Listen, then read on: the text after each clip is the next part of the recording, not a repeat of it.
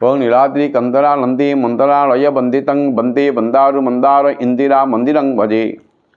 कोटि ओडियार प्राण देवता महाप्रभु जगन्नाथ बड़ भाई बलभद्र माँ सुभद्रा चक्रराज सुदर्शन विराजमान कर तीन रथरे उपवेशन कर अधरपणा नीति सरीगला महाप्रभुंकर। एबे महाप्रभुंकर घर बाहुड़ा हम से दिन हाथ घंटी पड़ी चतुर्थी होम सरी कि ना महाप्रभु स्नान को चली आसी से दिन ठार आसी माँ सामने चाह बसी कुआड़े गले आ रथ को देखी माँ लक्ष्मी अभिमानिनी कहते रथ सुभद्रा सुदर्शन बलभद्र समस्ते जाई सारा पर जितेबाला महाप्रभु जगन्नाथ आसी सिंहद्वार उपस्थित होइजिबे सेतिक बेले सिंहद्वार से कबाट पड़ीज कबाट जितेबाला पड़ीज सेपटे भीतर छु महापात्र बोले पति महापात्र आंक भितर महाप्रभु जगन्नाथ और लक्ष्मीकर वचनिका आरंभ हम दाम्पत्य कलह सहिब बहु आडम्बर लघुक्रिया स्वामी स्त्री भितर झगड़ा हम हि सुंदर झगड़ा जहाँ को देवदुर्लभ भगवान सर्वरहस्य श्री पुरुषोत्तम सब रहस्यर गंधागर महाप्रभु जगन्नाथ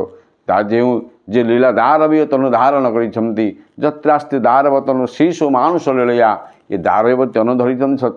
किंतु मनुष्यकृत लीला भगवान करती मनुष्य आम परिवार जमी स्वामी स्त्री भितर झगड़ा हुए भगवान जगन्नाथ माँ लक्ष्मी सामदानी मध्य झगड़ा हम आउ जितेबाला कबाट न खोलिबे वर्षा होतिबो यात्रा जनित क्लांत अनुभव करुवे महाप्रभु जगन्नाथ सेतिक बेले कहिथिबे हे सिंधु कन्याके मु तुम पई आनिची रसगोला मु तुम पई आनिची भल शाढ़ी कबाट खोल अलंकार निय कबाट खोल माँ लक्ष्मी सामदानी कबाट खोलीदेवे आ महाप्रभु जगन्नाथ श्रीमंदिर गुमुट भितर को धीरे धीरे सात पहाच दे रत्न सिंहासन मौड़मणि रत्न सिंहासन विराजमान करेंगे जो रत्न सिंहासन शून्यता अनुभव करुला ताहा जो पूर्णता प्राप्ति हम आउ जो रथत्रय निज पूर्णता भावुले ताहा मध्य